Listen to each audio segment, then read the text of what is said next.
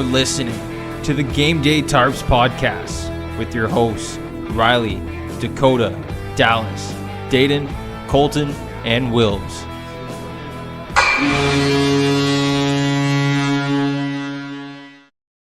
Welcome back, everyone, to the Gameday Tarps podcast, episode 51. I just want to quickly throw it out there. If you haven't seen episode 50 with Stephen Ellis from Daily Faceoff, go check that out before watching this. Going to give some great prospect insight to the 2025 draft and even some 2026 draft content. So go watch that if you haven't already. Subscribe to the channel and follow us everywhere at Gameday Tarps. But let's get into it here, gentlemen. We're doing kind of a pre-trade deadline mock fun kind of episode. We'll go over some of the guys on the trade list. We'll talk about some of the 3 trades that have already happened, and then go over some fun mock trades that we've just thrown up to the wind and have no, right making up, but we did it anyways. So who wants to start with? Let's go with any of the 3 big trades: Lindgren, Nyquist, or Seth Jones. Anyone can start off with one of those. Well, I guess let's talk about the one that most recently happened, the Seth Jones one. I mean, Frank obviously reported that one, and I think it works well for both teams. Florida gives up on Knight, which is an interesting scenario. But if you remember, they also gave up on Devin Levi in order to get Sam Reinhart. Yep. So they're okay with doing those types of moves, I guess, to benefit themselves in the now mode. But I think it benefits Chicago more, though. You get your goalie of the future now. And if Knight can rebound to what he's supposed to be, like that first-round pedigree goaltender, then I mean, hallelujah. It's a home run for Chicago. Absolutely. Yeah, for sure. Remembering Spencer Knight in the World Junior days and how great his future looks and how great he has been with the Panthers club when he had those games. It's going to benefit Chicago, which is great. Chicago's got to build for that mode now. I mean, obviously the rebuild's just in the process right now. And, we've heard about Connor Bedard, which I've heard that he was on 36 different line combos this year, which is unbelievable. And it's definitely something that Chicago needs to figure out, because how does that help Connor Bedard in a sense? He needs to have a permanent line that he'll have chemistry with, and he just hasn't had it this year. He hasn't. That's the problem, right?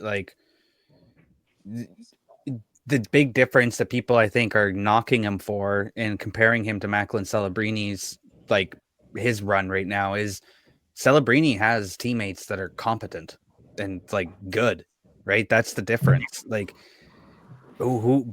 Tyler Bertuzzi is not the guy that should be. And why isn't Toivo Teravainen playing on the same line as Connor? Yeah. That doesn't make any sense. You have a guy that you bring in that's a natural playmaker, like Teravainen, sorry. You should be putting him up there with Connor. But yeah, I mean, at least they get their goaltending figured out now, and then they can move going forward with that and get the rest of the team rounded out. But from Florida's point of view, though, do you think they're putting all their marbles in on Bobrovsky a little too much here? I've never believed in Bobrovsky. Obviously he's won 2 Vezinas, almost won a third, even though I didn't think he should have been close. He keeps the older he gets, the better he's getting. And I think it's just why hang on to Knight when Knight has had problems with, having to leave and go in the assistance program.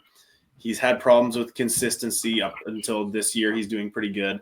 But he also probably doesn't want to be a backup and is letting that be known. And he's still valuable because you keep him till he's 25, a backup, and then his value is gone.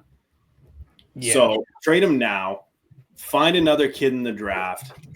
Trade for someone else's young goaltender. Askarov just got moved. Sebastian Kosa could be available soon with how Detroit's treating him. Wallstead could be available. They have a plan to bring him up, but, he's been buried behind Marc-Andre Fleury. So, and Gustafsson. Yeah. That's true. And Knight is also signed, right? $4.5 million. So, yeah, getting Florida getting that off their books and not having 15 million locked up in just a goaltending tandem goes a long ways.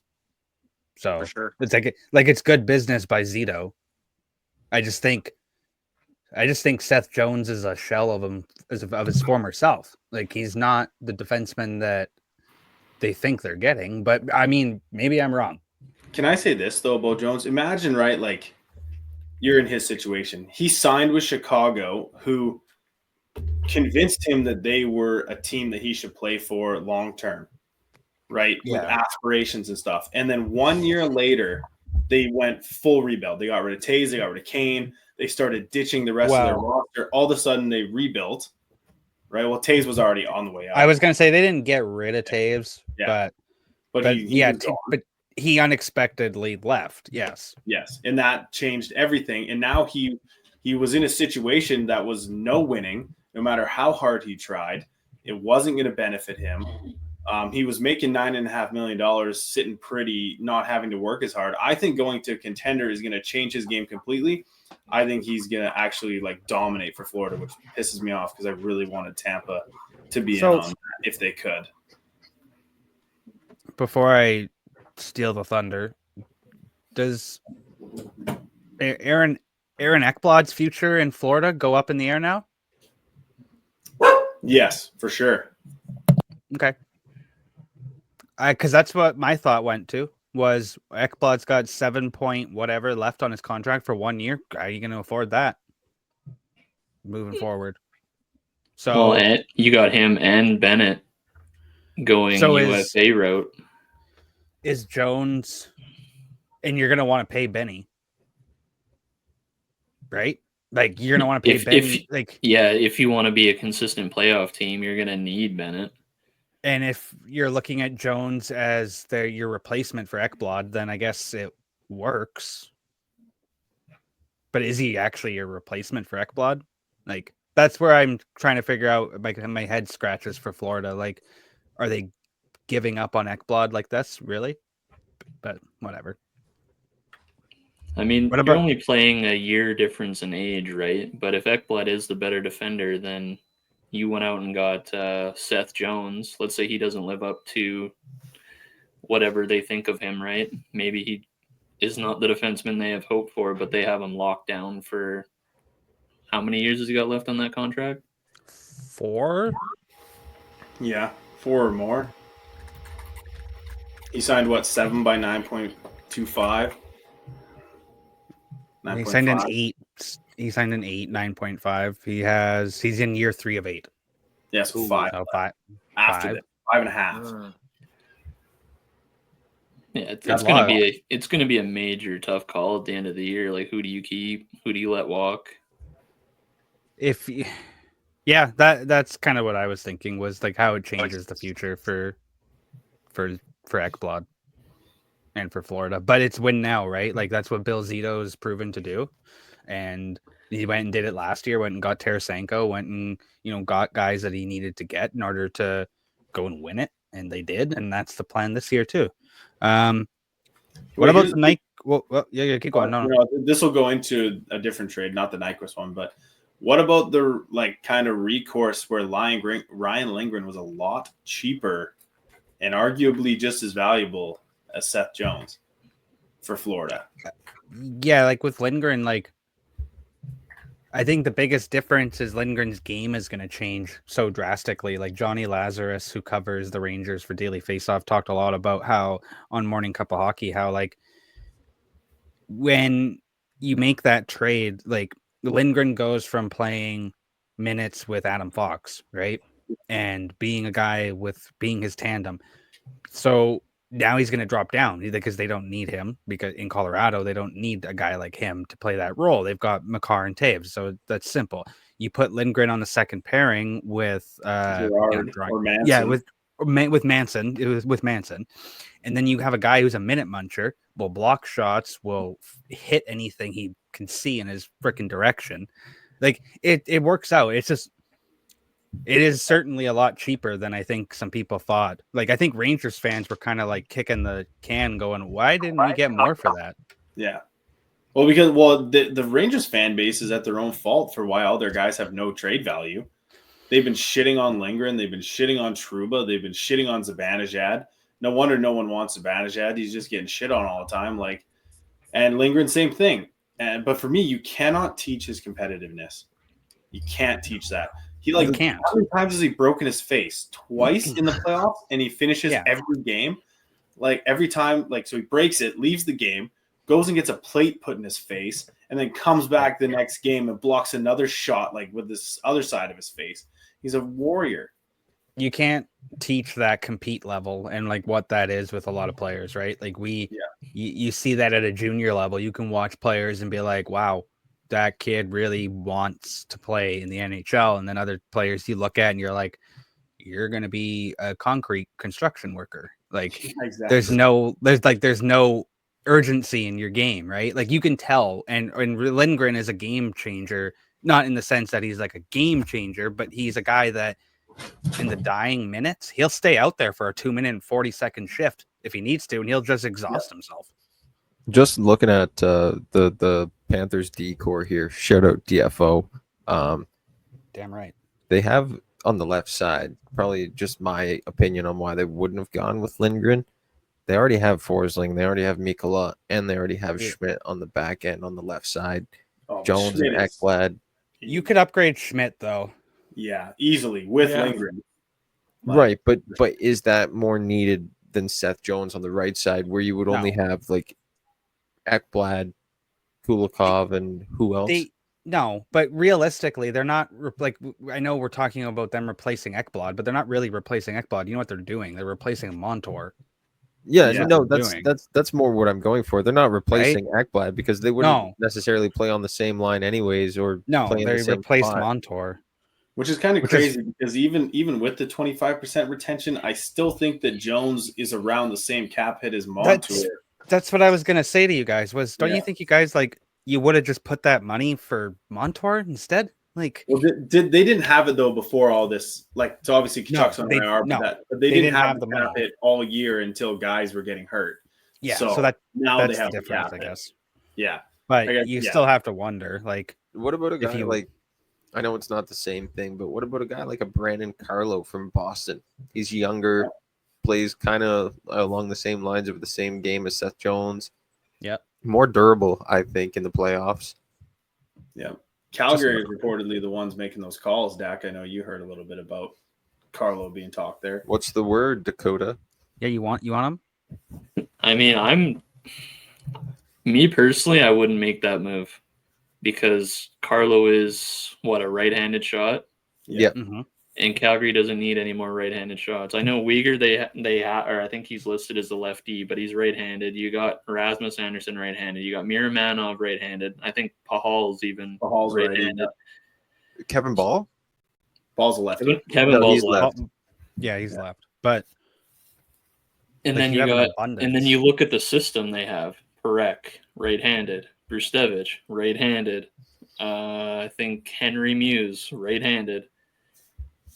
So, if anything, we need stronger left side. But your left side, I'm looking at it right now on DFO. Kevin Ball, Joe Hanley, Jake Bean. Holy shit! Yeah, go bring over Vince Dunn from Seattle or something. Yeah, and that's why Uyghur plays on the left. He's exactly right. But I'm pretty sure, I think it's Ball and Anderson that are top line. And is it Hanley and Uyghur? Yeah, I think so. Yeah, so I mean, you could definitely upgrade the Hanley side. Well, I think Hanley's going to get moved out, honestly. Like, I think a playoff team wants him. So if we even trade him or just let him walk, I feel like he's a play like. I don't want to talk bad about the guy. He did just score his first ever game-winning goal for Calgary the other night. True. At the age of 33, no big deal. He's a grinder, man. He's a guy that's. But I don't think he's a guy that's going to affect Calgary really all that much. I feel like you're not going to see much of a difference there.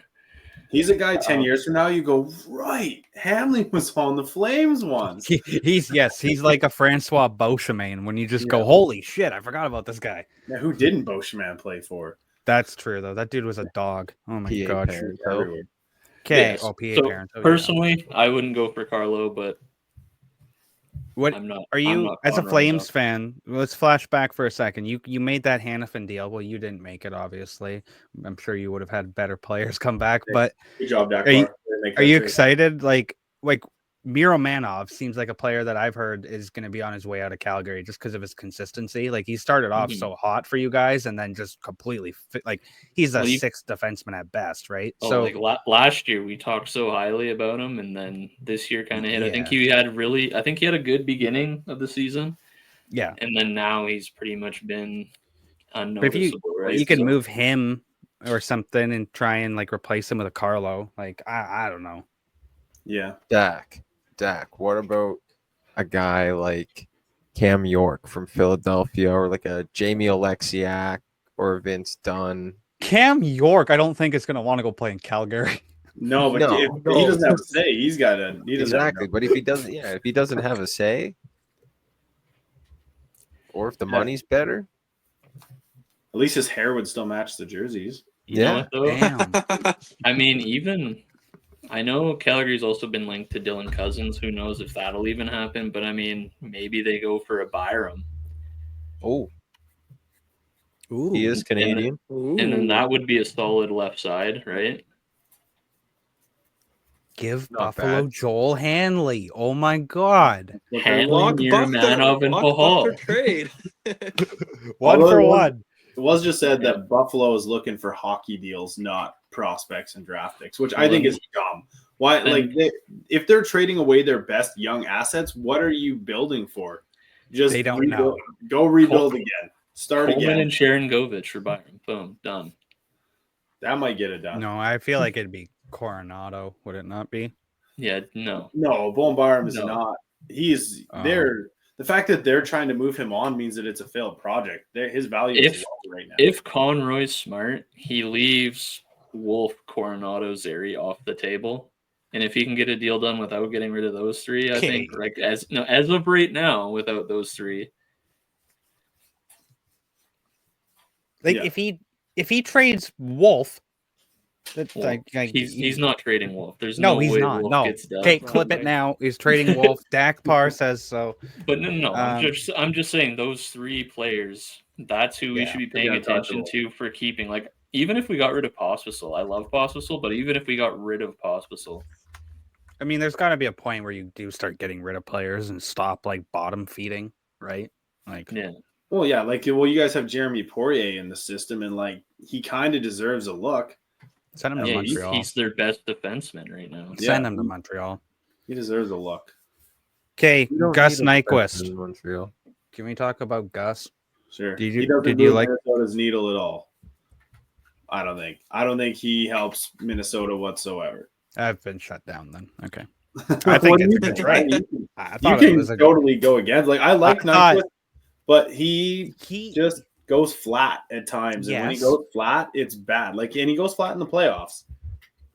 Yeah, that's true. Mostly, I just like it for Minnesota because if like they need a guy to play first line, he's that guy. He can play first line. If they need a guy to go down to the third line and play PK, he can also do that. He's very flexible in the lineup, right? Like he plays left wing and right wing too. So like he's from like a hockey standpoint and a coaching standpoint, I think he's like a gem, like one of those guys that you want on your team. Like you can just move him up and down, do what you need to do, and he'll still flourish, or just not. Here's my thought on Minnesota. If they get a top 6 guy like Brock Besser, and then Nyquist is like a nice addition piece, that's a great trade deadline. If Nyquist is the biggest piece that they add, they're still just the Minnesota Wild, and they're not going to go that much farther.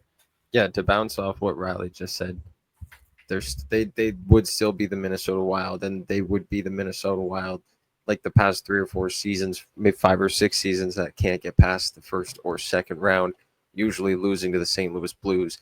And to get past that, I would expect a bigger deal or a bigger prize back than a Gustav Nyquist. You know what I mean?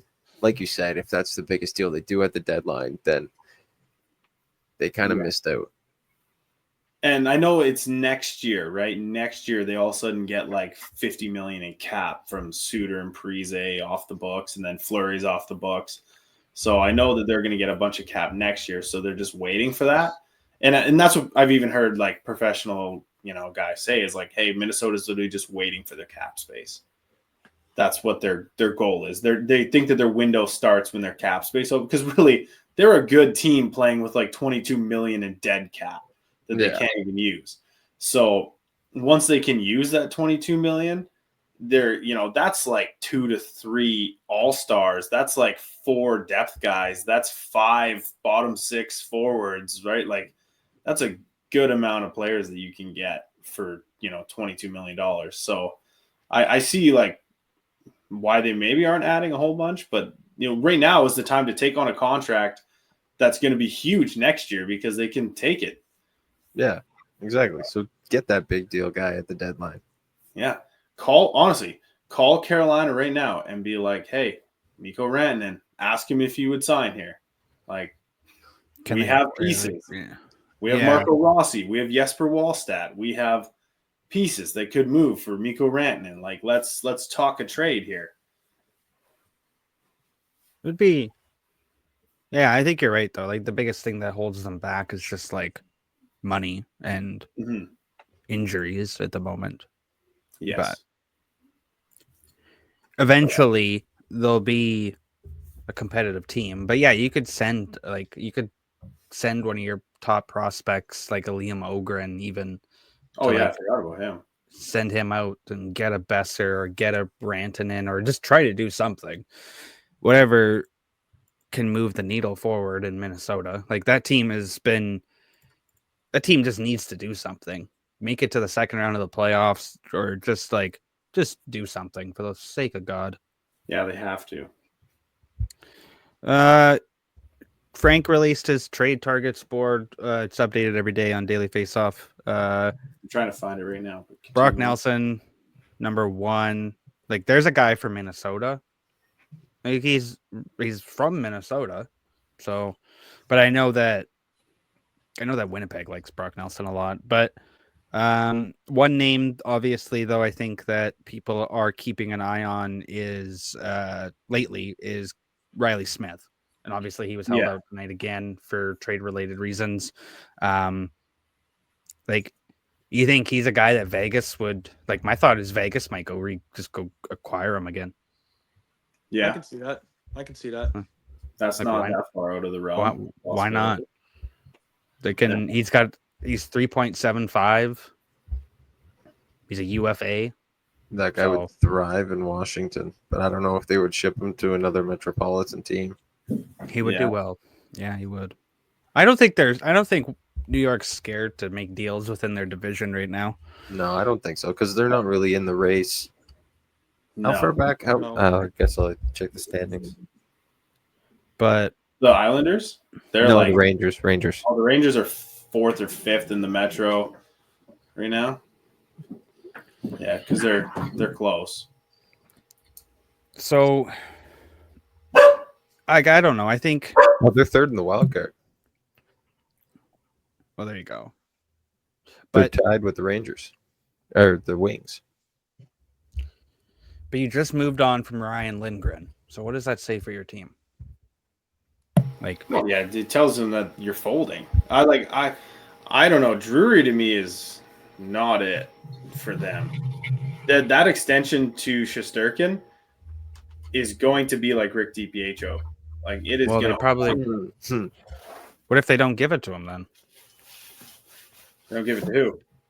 Wait, he already signed the extension, right? Yeah. He's got the 8-year, $11.5 million per. Oh, for some reason I thought he hadn't signed it yet. Wow. No, he was rejecting the 10.5, so they came up to 11.5 and he signed it. Oh, right. Which is still bonkers. He should not be making more than Vasilevsky. If they were even, perfectly fine because they're pretty on par goaltenders. But 92 million, the most ever, like saying you're better than Carey Price. I know Price never won a cup, but like the stuff Price did compared to what Shesterkin does is not close. No, absolutely not. Respect. Yeah.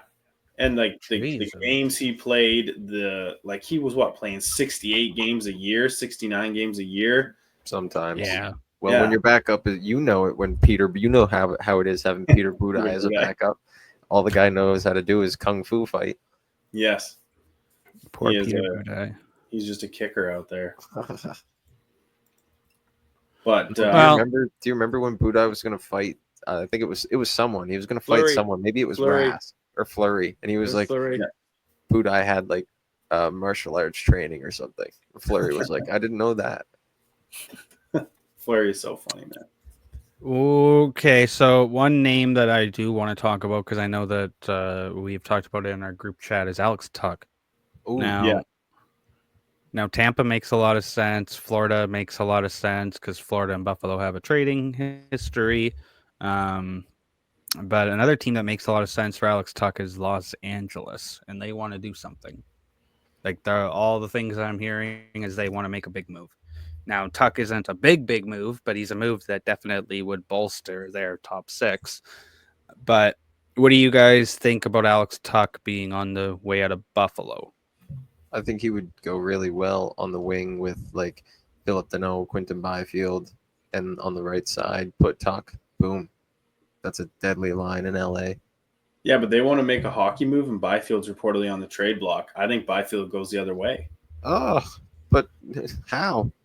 And I think that's dumb. I'm saying that's dumb of LA, but LA is shopping him and Clark. And I don't see a way, like, with what Buffalo reportedly wants, which is a player of NHL solid value back in return for Tuck, who has 2 years left on his contract, he's not a rental, right? They want a significant piece back. And if LA is dangling Byfield out like a carrot, then 1-for-1, I think LA loses that trade. Maybe because to me, I don't know what LA is doing. Maybe you guys feel the same way or not, but they want to win in a division that they're not going to win in. They're in the Pacific. Like, they got to go up against Connor McDavid just to make it anywhere, if they're going to go anywhere. So why don't they just keep Clark and Byfield for like 3 or 4 years, and hopefully their whole team will kind of catch up, I think. But I don't know. That's my thought.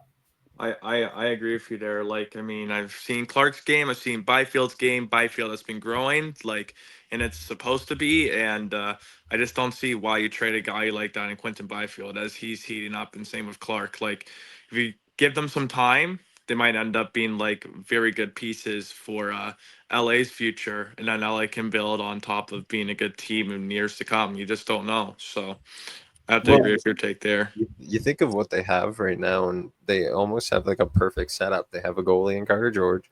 They have a defenseman, a right-hand shot defenseman in Brad Clark, and a young forward in Quinton Byfield that they could all mold each section of their defense forward and goaltending core around, which is pretty good if you ask me. So I think it's really long-term you got to think if you're the Kings.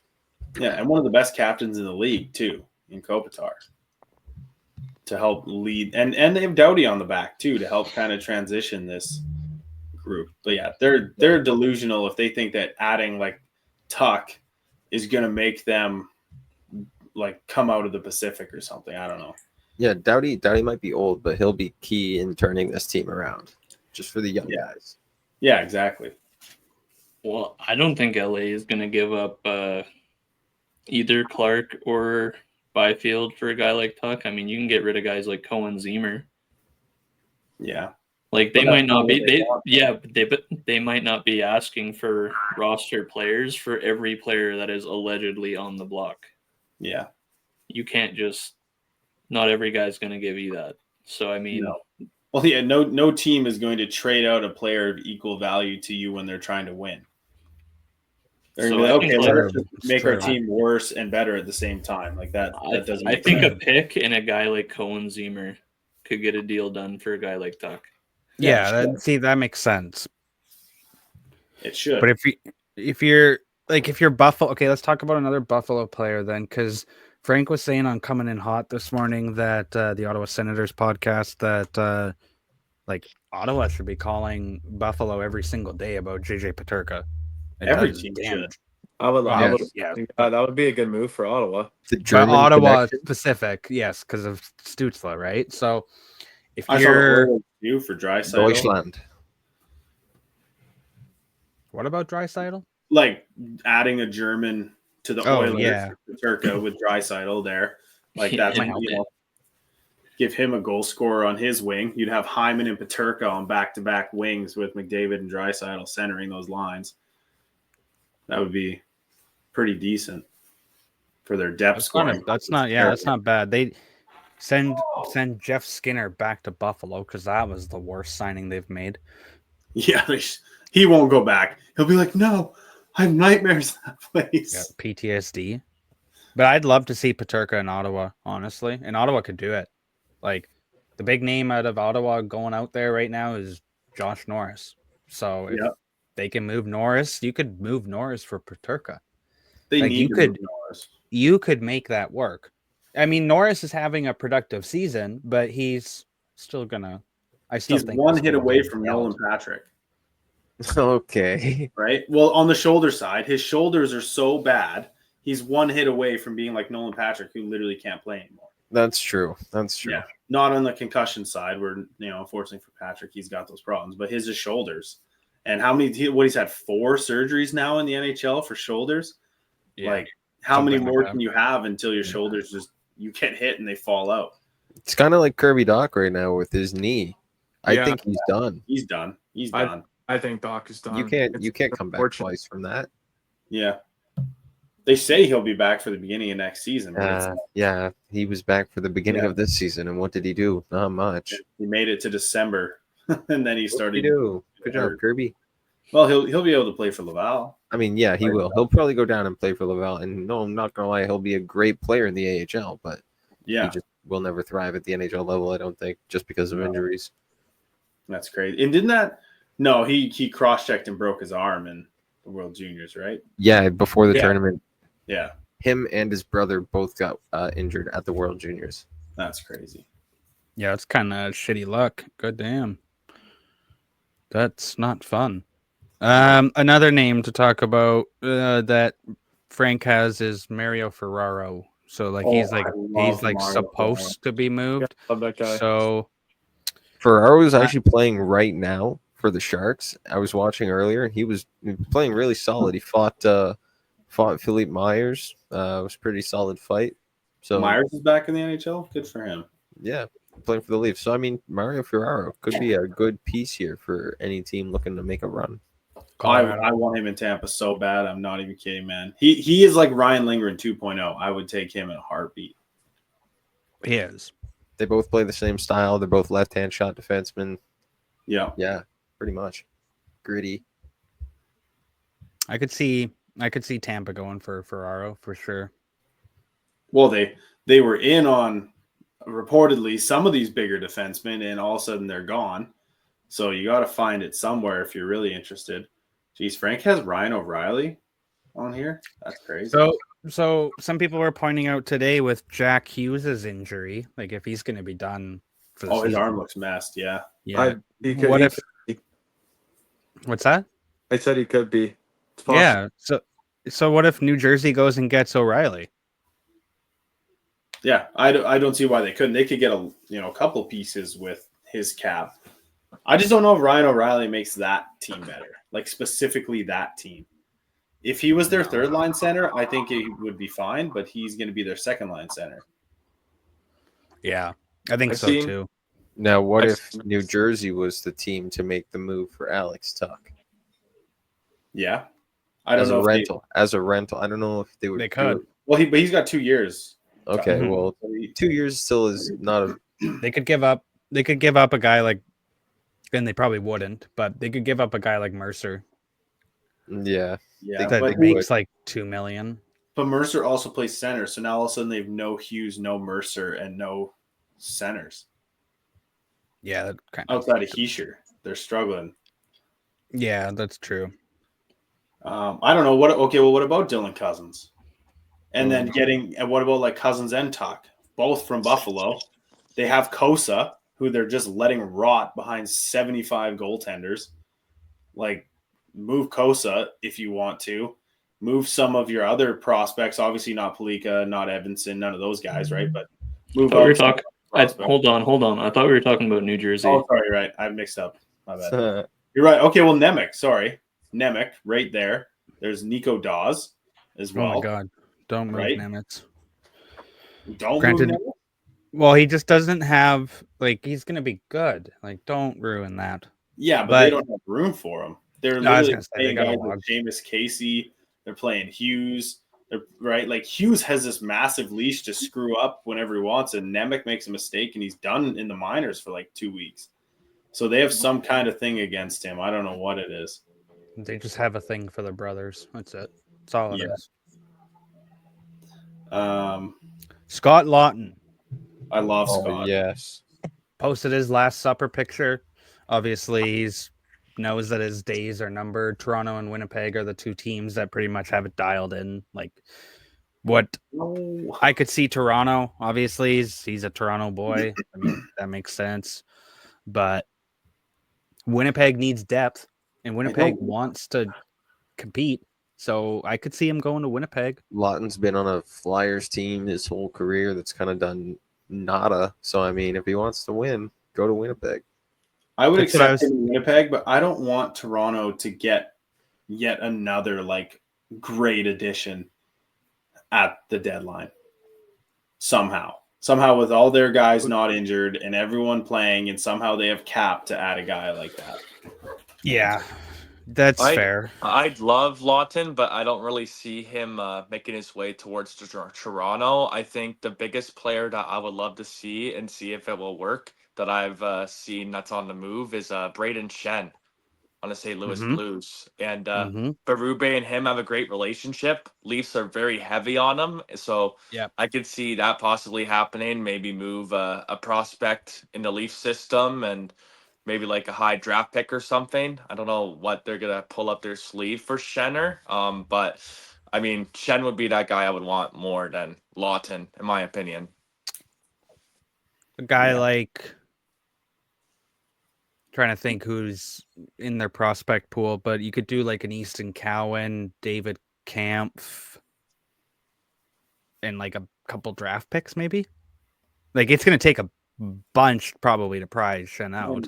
Cap has to move out. Someone's got to go. That's because I know. Well, that's kind of why I said whoever I said. I already forgot his name. What about like Shen makes sense though in Toronto, especially with the Berube connection there.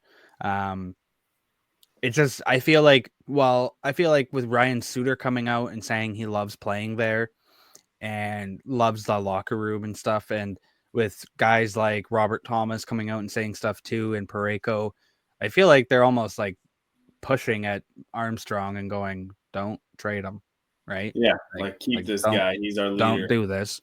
But Shen wants to win, so I think it's possible he goes out, and I honestly think like Edmonton or Toronto seem like the best spots for him to land.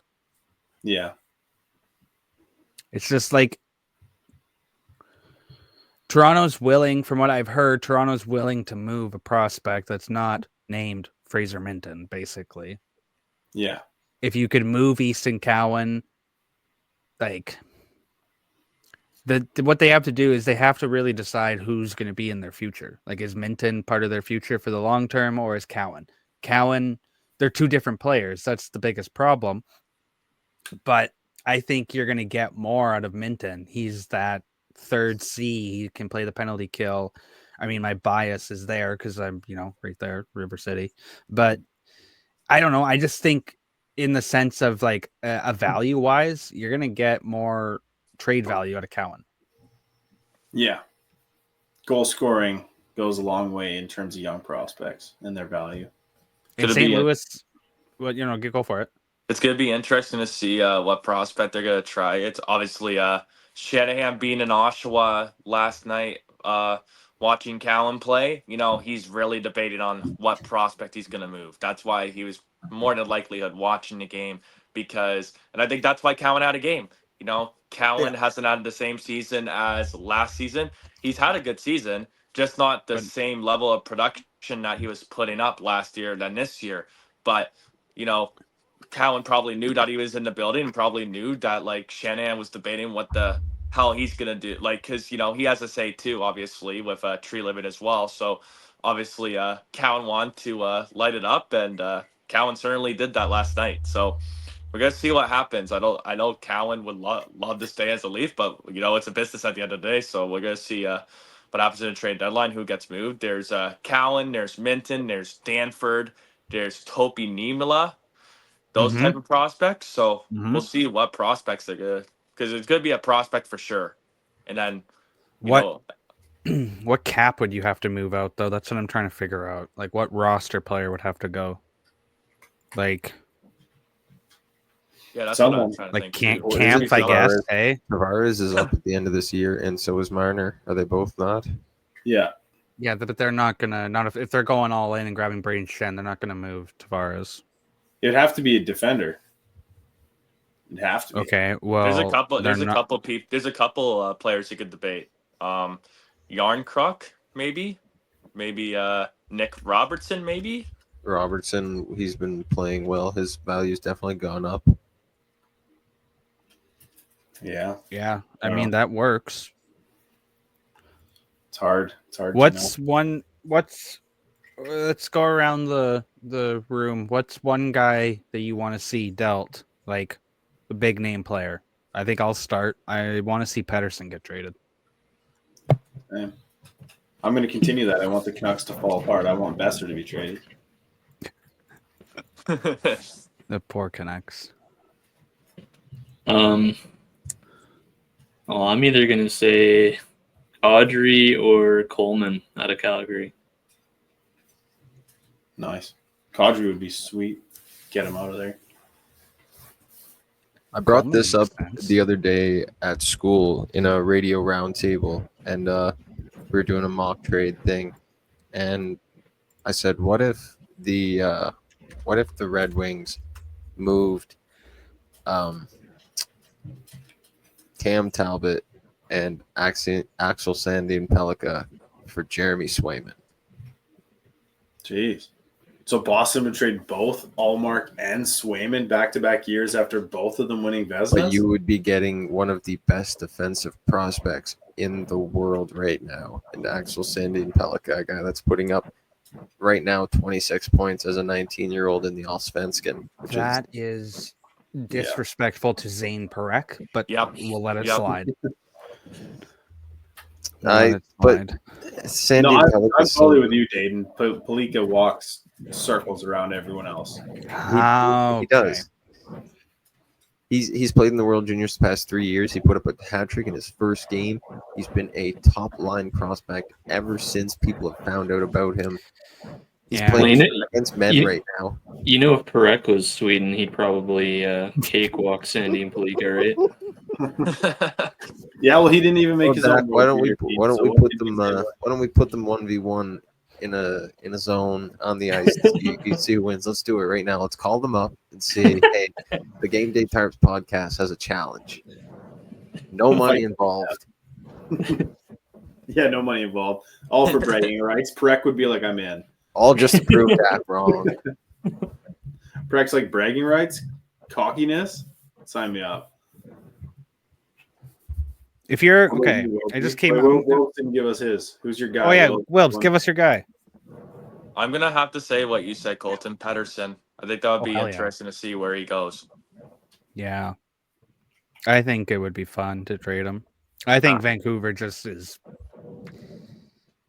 I don't know, man. Vancouver doesn't know what they're doing. They it's like what are you doing? Like that's all I have to say. Like it's basically you can't even talk about them without like confusing yourself. It's that much of a fucking mess. Trying to push the cart down the road. Their downfall's got to be studied, literally. Well, and I feel like they all have high hopes that Quinn Hughes is going to stay there. They're tearing apart as is. He's going to be like, nah, peace. See ya. Off to New Jersey with my brothers. Off to New Send him to New Jersey. Will they actually have still a stock of stuff worth trading for? That's my thought. Yeah. Just give him there. He's going to waive his clause. Go get Nemec. Go get Mercer. Go get Dawes. Like, just go get every remaining first-round pick they have. Yeah, like just you could do it for when what do you think? What? No, I was just gonna say, what do you think New Jersey could get if they traded a guy like Hischier? Probably a lot. Okay, here I'm gonna throw this one out. Quinn Hughes for Nico Hischier, 1-for-1. Yes. No. Yes. It's not 1-for-1. Vancouver loses the deal, but yeah, 100%. But if I'm or New Jersey, I'm taking it so quickly. But is that like a hockey trade that like could happen? I don't know. Like I'm just trying to think back to Weber for Subban, right? Like, yeah, but that was both. They were on two different their needs. They were on two different levels though, too, right? Like, I don't know. Kind of. You could argue that Subban was the better player, but Weber had the better impact. I guess Vancouver would get fucking cakewalked in that trade, but New Jersey would laugh. I would do Pettersson for Hischier 1-for-1. No, but New Jersey's not going to do that though. No, New Jersey wouldn't do that. But if New Jersey calls with a Hischier for Hughes 1-for-1, Vancouver answers with Hughes for Hughes 1-for-1. Like that's how little they'd be like, sure, you can. I don't think Luke Hughes even scratches the surface of Jack. Oh, win for Jack. Yeah, that's not going to happen. Exactly. They love Jack there. So, well, no, dude, it would have to be Luke, dude, because they both wear 43. There can only be one, dude. Oh, yeah, Luke would give his number up. He'd go to 34. What? Okay, hold up, Wilbs. I got a question for you because I saw it. 34. He goes 68 then, Daeden. Good lord. Would you trade Max Domi for Braden Shen? Whoa. Is that a 1-for-1 or just in a No. Just part of a package. Continue on. Because that's a tough one, but Braden Shen is better than Domi. I mean, he's got $3.8 million. It would just result in you not having to send out probably a top prospect. Like you could probably get it for Domi, Niemela, and a second or a third then, right? Like and Reeves. That honestly wouldn't be that. Who's gonna want Reeves? Yeah, not St. Louis. Keep them in Toronto. Don't need to move them. Reunion. But you could do that, and then, like, what if Toronto did something like I said, Domi, Niemela, and like a 3rd-round pick for Braden, and then they sent something like Simone Benoit and like Callie Yarncroke or like Simone Benoit and David Kampf for Luke Shen. Get both the Shens. Ooh, that would be interesting. Well, we got to remember I would love to see the Shens together on the Leafs. That'd be unreal. Yeah. You got to remember though that Luke Shen got given the bag in free agency. Given the bag to go to Nashville. Yeah, he did. He did get the bag. That's all. Like, $2.8 million. So he makes 2.8. So you'd have to ask Nashville to. But you're clearing out 3 with Domi. You're clearing almost 4 with Domi, and then you're clearing out what 3.7 between Kampf and Benoit. So and you're adding 11. Well, you're adding 6.5 and then 2.8. Yeah, so 10. You're adding 10 mil back and get rid of 4 or 5. Does Braden have more than 1 year left? Fuck. Yeah, he does. He's got like 3, I think. Oh, he's year 5 of 8. Oh boy. Yeah. Look at that, 3.5. Okay, maybe my plan doesn't work then, because like, unless you can move out Yarncroke then, and then that's an extra 2 mil just to get rid of. And you getting Shen would solidify Taves walking out the door in free agency. Tavares. Sorry. Good lord. I'm all over the map today. Yeah, that makes sense though. Huh. Okay, I like that deal actually. If I'm Toronto, I would take Braden Shen and Luke Shen over Max Domi, Kelly Yarncroke, Simone Benoit, and David Kampf. But then who are you replacing 4 of those guys with? Fraser Minton. Yeah. Easton Cowan if he's still there. I mean, they could bring him up at the end of the year. You could just bring up guys from the AHL. Like, you'd still have Alex Steves would be there. You could call him up. You could call Dakota Murmis up, I guess. Yeah. Didn't Dakota Murmis get waived and got picked up by another team? I thought he got picked up. I thought he got demoted. Oh God, did he actually get picked up? He got waived. Let's see, Dakota Murmis. No, he's still with the Leafs. He's still with the Leafs. Hold on. Yeah, no one picked him up. Let's just throw this out there, okay? Last minute, after trade deadline, Leafs make those moves. Marner. Boom. 2 contracts get tossed out there. Mark Giordano, Kevin Shattenkirk. Leafs grab them. They grab them both. Who's at the floor? Giordano again? Yeah. Why? Because Giordano's retired. No, he hasn't retired yet. He's waiting. He's waiting for a contender to call him. No, retire, dude. He's not going back to the Leafs. Well, no, but that's what I'm saying is you have a chance to either use an AHL caliber player or Mark Giordano or Kevin Shattenkirk or something like that in free agency. You could sign them for pennies on the dollar. You sign them at like the vet minimum for Giordano would be like 8, and then you could sign Shattenkirk at like probably the vet minimum too because he's also 35 plus. So, but they would be your 6th and 7th D. That's not the end of the world. Rather than Dakota Mermis, even though I know he's not there, but you know what I mean. Like Dakota Mermis has 0 points in 1 game. Be very nice to him. That's rude. You know what I mean? I don't want Toronto to do that because I want Toronto to lose and I want them to fail. But like that makes sense though. If they got rid of 5 roster players and had to make it up somehow, and they could add those 2 on their vet minimums, that would make sense. Steven Lawrence could get minutes. Connor Dewar could get. I'm just looking at their depth. Dewar, yeah. So you could do Steves, Lawrence, Dewar. There's 3 guys that could fill in. Reeves gets to play full time. Hello, fucking yeah, they're done. They're done. You see your defense core is Ryley and Tanev, McCabe, Ekman, Larson, Shen, and Myers. Oh, brother. That third line's going to get caved. Yeah, so you sign Giordano to play with Shen, who's at least reliable, and then you have Shattenkirk. Remember, Pacioretty is fucking dead. So go through he's that on defense IR. core again, Colton. Yeah. Well, like the defense core hypothetically would be Ryley and Tanev, McCabe and Larson, and I assume Shen would play third line with Myers. What else is he gonna? Where else is he gonna? 4 right-hand shots. Damn. Yeah, they kind of get fucked there too, though. Yeah, Philip Myers is a righty. So maybe Connor Timmins might be. Well, I don't know if he'll be also on the right-hand move, shot. but You'd probably want Timmins more than Myers in your lineup, right? yeah, I would pick him over Myers. But then that's where your talk about going to get Giordano or Shattenkirk makes a lot of sense for them, just to get him at a league minimum and pay him $775 or $800 rather than playing. Yeah. You mean Giordano is not worse than those guys, and you give him and Shattenkirk both like every second game off, and you just alternate them to get them back in shape, and then they're ready to go for the playoffs. Yeah, that's fair. Like, you want to get into some mock trades since we're already talking about them? Let's here. I'm gonna rattle off one for you just because we're talking about we were talking about him. Mikko Rantanen. Okay, so this trade is basically Tampa going, fuck it, let's ball, let's win it all again. The money works, by the way. So Ethan Gauthier, Nick Perbix, Jack Finley, a 2026 first, and Toronto's second in 2025 for Rantanen. Totally okay with all that.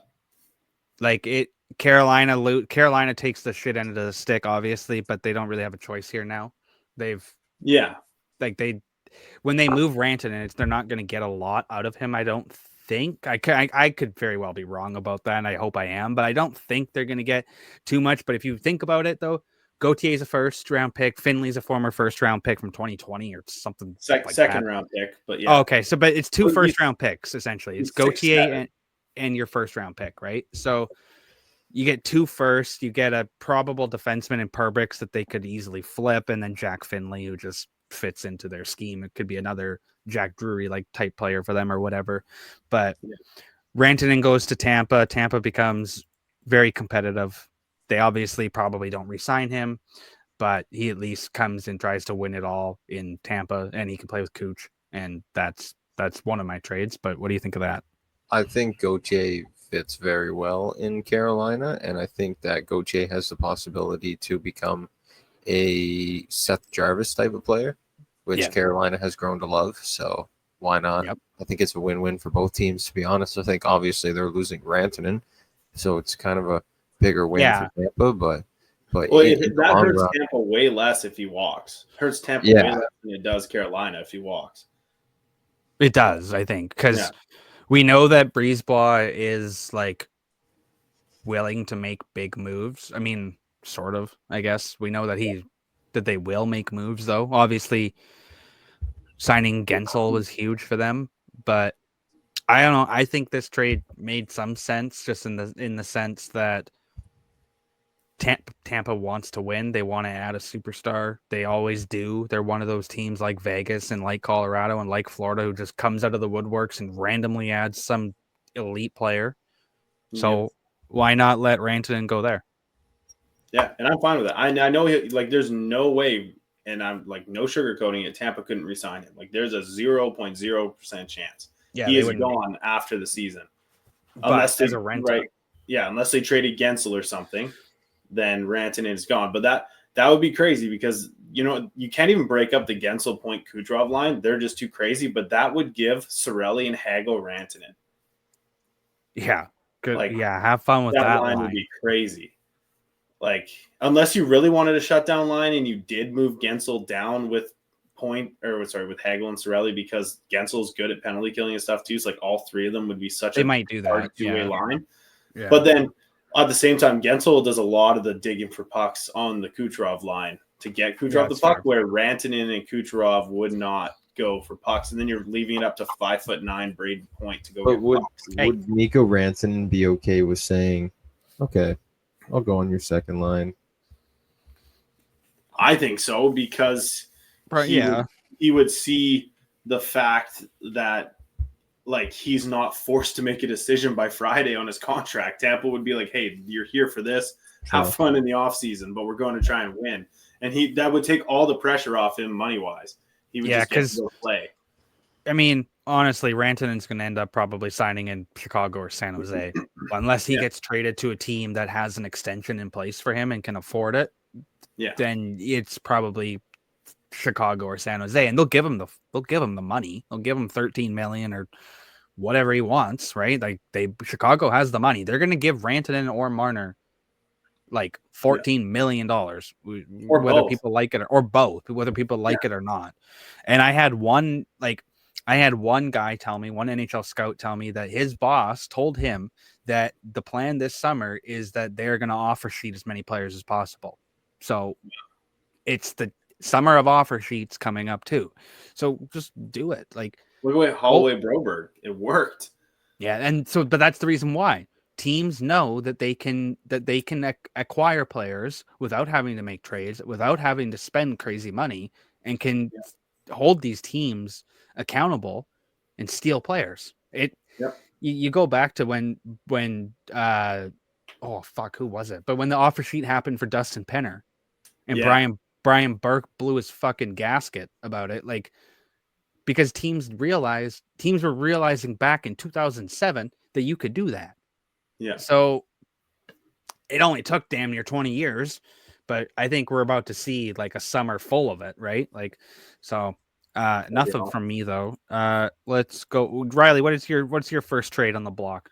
I like Lawton for Tampa. I think him coming in and having four centers of Point, Cirelli, Paul, and Lawton in any order would be crazy. And just simple one, give Connor Sheary up for the money. Give them Ethan Gauthier for the player, and then like a second round pick because he has 2 years of term. So you give him some term pay on that one.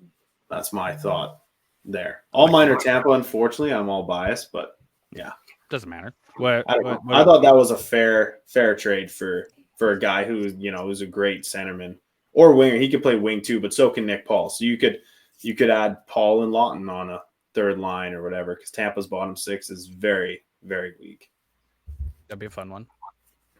Daeden, what do you got? Well, I'd like to see Boston do something. Yeah. In the sell mode.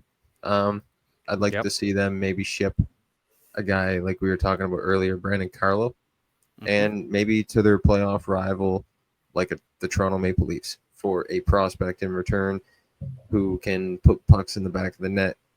Something that Boston kind of needs and has never really had the chance to do. You look back at the 2015 draft when they had those 3 picks in a row and they picked DeBrusk, Saboro, and Senyshyn, and none of them are even Bruins anymore. One of them is still in the league. And so I think why not go take a guy like Easton Cowan from the Leafs and maybe another draft pick for a Brandon Carlo. And I think that works out well for both teams. the Leafs get their right hand shot, heavy defenseman, and the Bruins get a prospect that can score goals. I think it works. I just don't know if Cowan goes south of the border. I think he might like he obviously would love to stay in Canada, but as a guy that young, you don't really get that say. No, he doesn't get a say. I think that works though. Like it fills needs for both teams. For sure. I think so. Like that's the biggest thing, right? So I'd give that one pretty realistic. Yeah. What about you, Dak? I got Blake Coleman to Carolina for Jack Roslovich. Ooh. Fill their right-handed shot center need. Yeah. And I'm pretty sure he's like, 26, 27. So he's like right there in the kind of like the age range they want. Yeah. Yeah. And then Roslovich is 28, 29. So yeah. I think that works out. Like they want to move on. I don't know if they want to move on from him, but I know he's a name that's been talked about in some capacity. So I like that. Sure. I think that benefits both of you. It works out good. What about you, Wilbs? I think I know we already talked about the Shen, but if it was Lawton going to Toronto, I have a feeling that I feel like Robertson might actually be on the move here. I mean, I feel like Robertson might be that guy. Like, I feel like he's not going to be staying with Toronto much longer. So, yeah, I'll probably have Robertson, a prospect like maybe Ben Danford, maybe, and like a third-round pick, maybe, or something like that. Yeah. With Robertson, you got to know when a prospect has peaked and trade him at his peak. Right? Yeah. Like, when he's going to all of a sudden just drop off a cliff, because Nick Robertson has not been that good, and nor does he really project to be that good. But when he's doing good and teams are like, oh, maybe we will try this guy out, be like, here you go, take him, because he's not going to be that good for you in 2 years. He'll be in your minors and we'll have the player that we want type thing. So, yeah, absolutely. I think Nick Robertson's on the move. That's a good one. I like that. I think Toronto would probably prefer to move on from him than Minton or Cowan. That's for sure. Or Danford's part of that deal, but rather than Cowan or Minton for sure. Yeah. My next trade is also, I guess, I don't know if this is real. This one's realistic. I don't know if the Rantanen one was realistic. I don't know. I guess that's for people to decide. But my next one is fairly simple. It's just a depth addition for Columbus. Columbus sends a 4th round pick that belongs to St. Louis and a 6th that belongs to New York for Donato. Nice. It's just small. It fits Columbus. They get Ryan Donato. It works out. I think the asking price for Donato is probably 2 draft picks. Like, it's probably going to be something like that. But I could see Columbus going after him for sure. And then obviously a team like Tampa makes a lot of sense since they love their depth guys. But Donato for a 4th and I guess it's 2 4ths. No, never mind. It's 2 4ths. So a 4th in 2025 and a 4th in 2026 that belongs to New York. Nice. Yeah, I like that. That's pretty realistic. Ryley, what's your other trade? I got one for Daeden, and we're either going to handshake or we're going to fight over this one with Montreal and Tampa. Tampa gets Evans and Savard. I was just going to bring them up. Yeah, perfect. Well, let's go over it. They give them Tampa gives back Sheary and Perbix for money. We give you guys LA's 2nd round pick this year and our 4th round pick this year in that deal. So Perbix basically replaces Savard as a younger defenseman who has some potential. Sheary is washed. He's just money. 2nd round pick and a 4th round pick for Evans, basically. The only reason I'm saying, if I was Bergevin, I would say no to this. Or no, Hughes. My bad. Yeah. Bergevin. I know. Yeah. Anyways, the only reason I would say no is because the Habs, that just goes against their whole plan right now.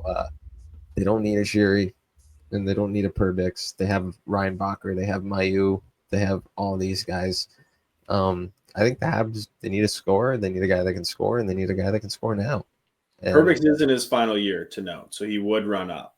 Okay, well, they could. It would be a rental, but it would replace Savard this year on the roster. True. Yeah. So, yeah, that's because Savard's probably gone anyways. You get a 2nd and 4th for Evans.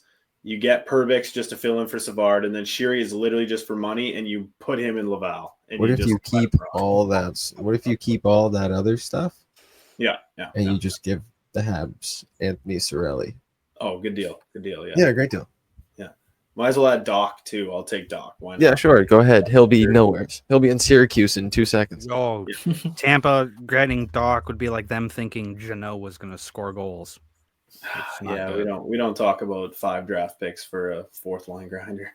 We don't talk about that anymore. To be fair, we've already talked about this, but Jeannot's shooting percentage was like literally 19%. So not sure why anybody didn't look at that and go, oh, maybe that's why he scored 24 goals. Instead, it was, wow, this guy is good. No, he's not. I love Tanner Jeannot. Love to get him on the pod, but not a 24 goal scorer consistently, man. I would love to see how many other players in the last decade have gone for 5 draft picks too. Like, that's what I want to know. Like, 5 draft picks for one guy. That's a steep price. And then he won his ARB case and got paid $2.3 million and made it harder to re-sign Stamkos and Sheary's contract and yada yada. Now he's in LA. Yeah, because we couldn't keep him. Mm-hmm. He was too expensive. Yeah, well, that's a you problem. That was Daeden, what's your next trade? Well, like I just said, I was going to bring up David Savard and Jake. Oh, yeah. Okay. But I'm going to bring them up for a score. So I'm actually going to go with someone that we were talking about earlier. Why doesn't Montreal make a deal with their Atlantic Division counterparts? I won't say rivals, but I'll say counterparts. And I'll say, why don't they go take Alex Tuck from Buffalo? Good right-hand shot scorer. Send them to Montreal. Are you planning on making the playoffs? What's that? Are you planning on making the playoffs? No, but Alex Tuck would be someone that would actually fit in Montreal long term. It might not be too bad. But he's like 30. I think he wants to win. Yeah, he has a no trade, I'm pretty sure. Okay. But still, I don't mind like where you're at. You'd probably have to add more though, because it'd be double rental. That's his true. brother plays in Montreal, doesn't he? Doesn't Luke play? Yeah, there you go. He's a defenseman. Okay. Is that enough though? No. Is that enough? Is that enough to drive you to go play there? I don't know. Is that enough to be forced to learn French? But in 2-3 years, Montreal could contend. Yeah, it's true. 2 to 3 is a Novish is getting better. He's a young goaltender. Montalbo's getting better. The forwards are getting the same. Dave, what would you say if Montreal traded Reinbacher? I wouldn't give 2 shits. Yeah, I think that's how the majority of the Montreal fan base feels. I asked a couple people I asked someone specifically that writes for them about what he'd think, and he said wouldn't care. So I think that I feel like Montreal took a big swing and maybe a big miss on that one. Yeah, he was not Moritz Seider. That was another. Is this another Kotkaniemi problem? Like, I think so. Yeah, I definitely wouldn't. I wouldn't call myself a fan of the Habs anymore. I don't really follow them as much. But like, if Reinbacher got traded, I don't think anybody would care because he's yet to play a game in the NHL. He's still in Laval. He hasn't done what he was supposed to do. You'd probably get something decent for him too, though. Yeah, you could exactly. So ship him up to Boston. Whoa! I mean, it's not San a Jose. fair. It's not a fair chirp, but if you do look at all the non-Canadian American guys that have been taken in like the top 5 recently, it shows why small countries don't last. So you got like Reinbacher, you got Nemitz, you got Juracek, you got Slavkovsky, who is doing better, but he's still behind. Right? Leo like, Carlson is doing better. Carlson, he's doing better, but still behind, right? Like, and obviously, like you can't make an excuse for a guy like Lafreniere and Byfield. They're obviously not doing good either. But like, Reinbacher, like you said, hasn't played a game. Nemitz struggling to get in the league. Juracek still a healthy scratch for Minnesota when they thought that was going to be a revitalization. Like, these European small country guys, they look really good until it's actually time to take that next step. And they're just not there. Yeah. That's true. Okay. My next trade is I'm gonna give it to you. It's a big one. It's unrealistic. It will not fucking happen at all. But it is my version of a Luka Doncic trade. Basically, it's actually really not. I feel like I'm gonna get yelled at for even comparing that to Luka. But Ottawa trades Brady Tkachuk to Florida for Justin Sordoff, Aaron Ekblad, a first-round pick, and a fourth-round pick. Yeah, you're getting yelled at big time. Yeah, I thought so. But does it make sense? No. I like the basis of it. Yeah. But I feel like the basis of it, you could talk around, right? Like Ekblad is going to leave, like we talked about. Extension has to be there. Chucky's got 4 years left in Ottawa. I don't know if he really wants to leave Ottawa. Like, that's what I mean. It's unrealistic. Oh, he does. There's no way he doesn't want to leave. It's a team mired outside the playoffs, not trying to win. Sordoff is turning to be good. Like, he's going to be okay. He could be a top 9 guy. But Ekblad's the main piece, right? Like, it's Ekblad in a first, basically, for Tkachuk. I think they would want one more piece, and I think it would be Anton Lundell. Oh, he's part of my next trade. But yes. Yeah, I think Lundell they would want a center back, not necessarily a star, but a guy who's not going to hurt their team. They'd want a defender in Ekblad. They'd want a pick, and then a prospect. He's Brady Tkachuk. So do Ekblad of 2027 first and Lundell for Tkachuk? Like that, those and three. And Sardiff, yeah.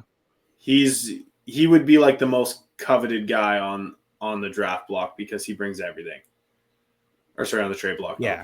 And I don't know if Ottawa trades, like, this is the thing. Like, I know they're not going to, but if Ottawa trades Jake Sanderson, then all the eyes have to go to Brady Tkachuk being moved at the deadline or at the draft, right? Or in the summer. Like, if they're going to start depleting the American players, or they like, even if Josh Norris gets traded, are eyes going to start like going to Tkachuk and being? Oh yeah, well they're already there, so they'll definitely just go more. That's why I made it mainly, is because there's like talk, but it's like is it going to happen, right? Like we saw, we saw Larry Brooks of the New York Post, like the legendary Larry Brooks, point out a couple months ago that New York was in on Brady, right? Like, yeah. That's a big one too. So like we'll see obviously what happens. But speaking of New York and speaking of Florida, I'm just gonna give you my one last trade quickly. New York acquires Anton Lundell, Maki Samoskevich, and a 2027 first round pick for Artemi Panarin. Oh.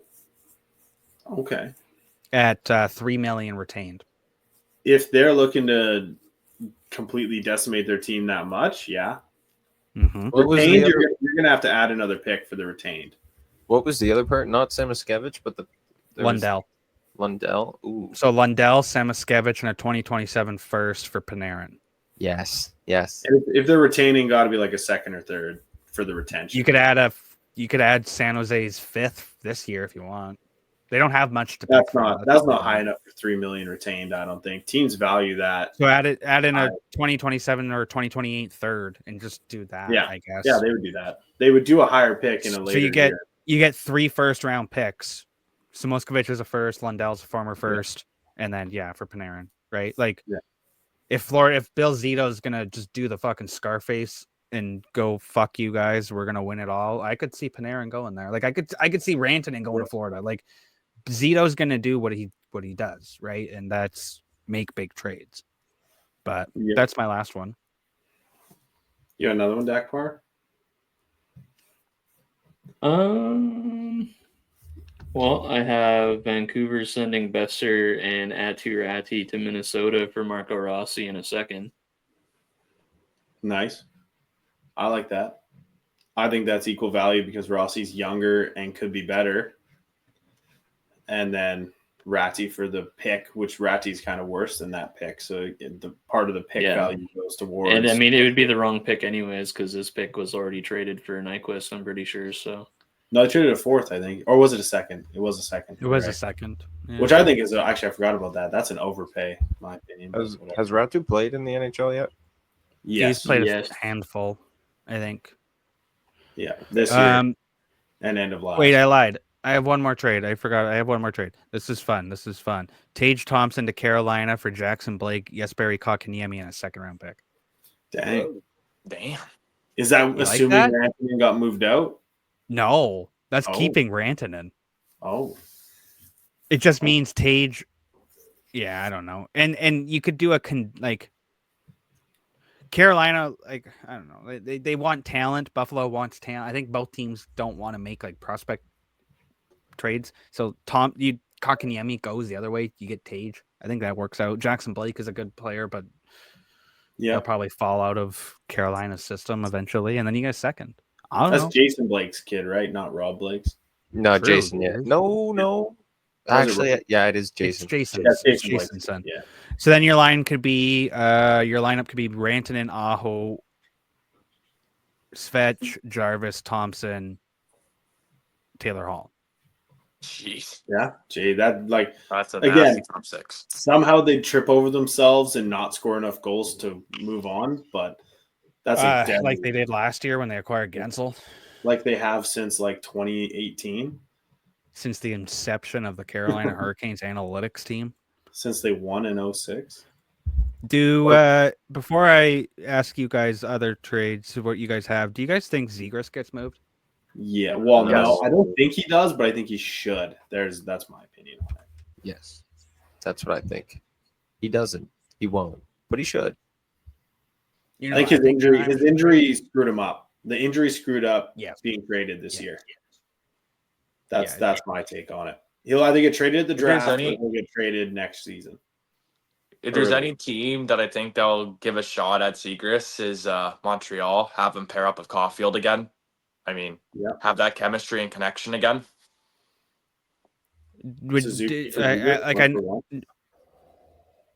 What the fuck? I just wanted to see Daeden's reaction, but I don't think No, I didn't even hear what you said. Suzuki for Zegras 1-for-1. Nah, Which is not right at all. No. Hey, Reinbacker for Zegras 1-for-1. Sure. Yeah, Go I was ahead. thinking Newhook or Reinbacker. Yeah, Newhook mine is was- not. I had a Anaheim trade in doesn't mind need defense. with the Habs. And what if you brought back Joe Veleno from the Wings, a Montreal native, for like Owen Beck and a third? Goalie overpay. Really? I don't think Veleno is that good, is he? No, but Well, he's good for one Achilles stomp a year, but other You than want that, Was he the guy What- at what is Beck proven in to the be? World Yeah. Championship who did yeah, that? he's the guy who Yeah, stomped on Niederreiter. Yeah. Beck hasn't had the chance to prove himself. What are you talking about? yeah, but I mean, is he really going to be that good of a prospect? I don't know. I He's hope small. so. I have bias because I saw him play for Peterborough, man. I got love for all those guys. I saw this guy play for my home country in Halifax. And I still think he might not be that good. That's hilarious. Yeah. It's not a bad trade. And he though. wouldn't have I been there if Colton Dock got injured. Oh, true. Damn, you got me there. That's insane. Yeah, I don't mind that though, honestly. Like, I don't know. I don't know. These are just all off the dome right now. Could you imagine a line with Marco Casper and Owen Beck? Holy fuck, it'd be like two Yeah. pit bulls after you. It'd be insane. Dak, you got any more trades for your Flame boys? Yeah, I got one more. Does it involve trading the man with the jerseys you have behind your head? No, No. don't. Damn. So I got Calgary trading Rasmus Anderson, Kadri, Kevin Rooney, and the first they got from New Jersey for Barzell, Duclair, and Dalen Kiefler just for fun. Wow. That's I'm fun. not That totally is fun. opposed to that That I'm not is totally- fun. because Barzell probably wants the heck out of the island, and I think that Kadri would welcome a move out of Calgary. Kadri And would he's- have to. And he's a Shave. right-handed center too. So Yeah. Yeah, that's nice. Like, Who was the second Like player it's- for the Islanders? Sorry, Duclair. Duclair. Yeah, he's not getting moved. he was just scratched. I don't know. He was healthy scratched because he's been playing like shit, not because he's getting traded.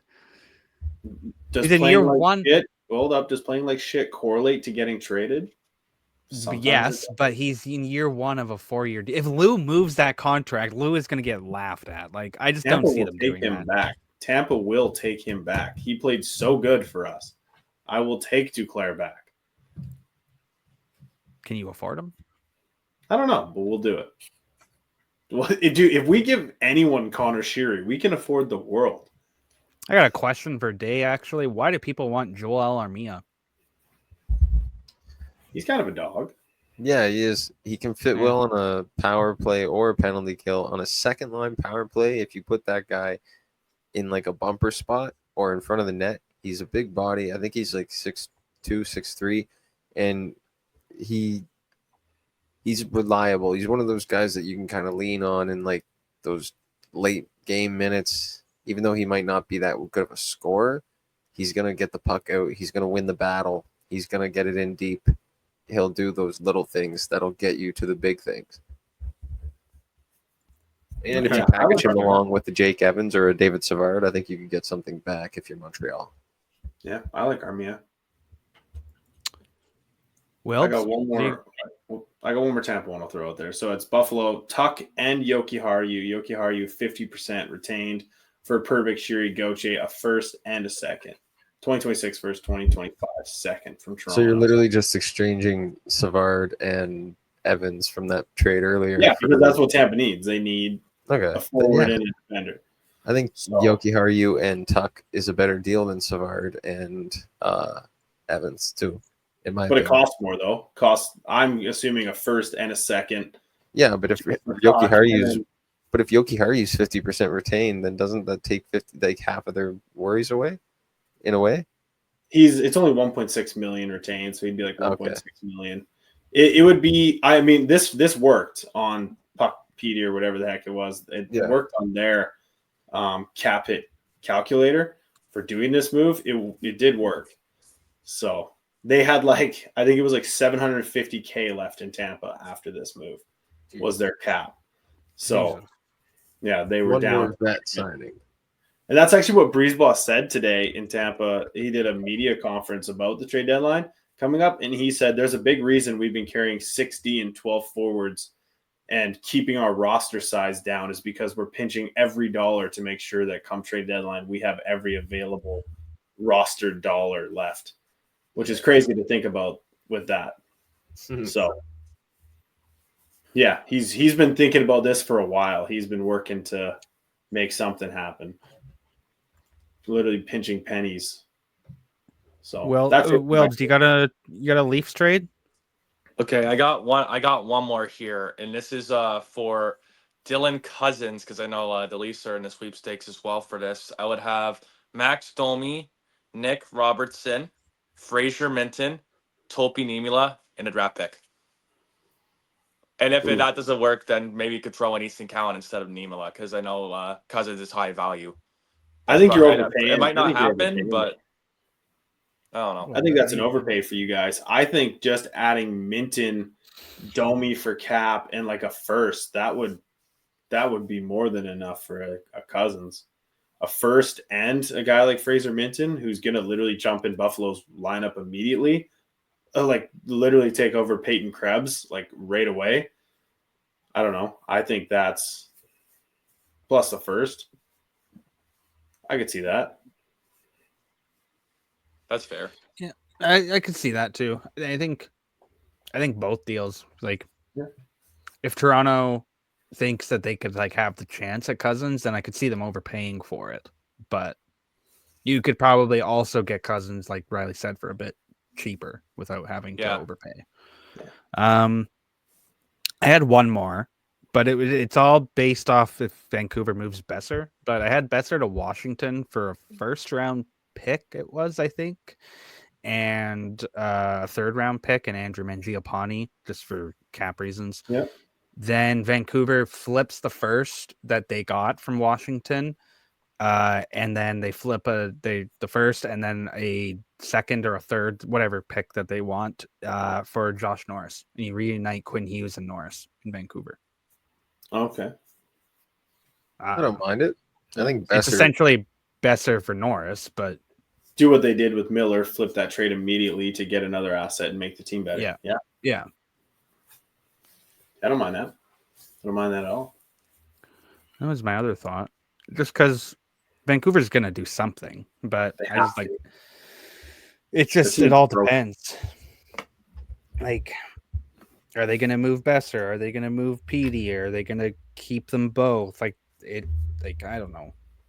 It seems like they're comfortable with keeping Besser and trying to renegotiate, but if he walks, then what does the fan base say? True. The fan base gets mad. Yeah. Well, gents, I think like that's almost an hour and a half. I think we can wrap up our episode 51 mock trade special, whatever we want to call it, right there. I just want to say thanks again to everyone for watching. Again, if you haven't and you made it this far, go watch our Stephen Ellis episode 50. It was so much fun talking to him. Please, we would love it if you went and watched that, left a like on it, leave a like on this video as well. And again, subscribe to us on YouTube. Follow us at Gameday Tarps everywhere. Daeden is at Blue Nose Hockey. Wilbs is at Wilbs Puck. And Colton is at Colton R. Davies. And he runs the Daily Faceoff social media account. So again, if you could all follow us there, that'd be awesome. And we will see you all in episode 52, which will be the trade deadline recap. We'll see you all at that one.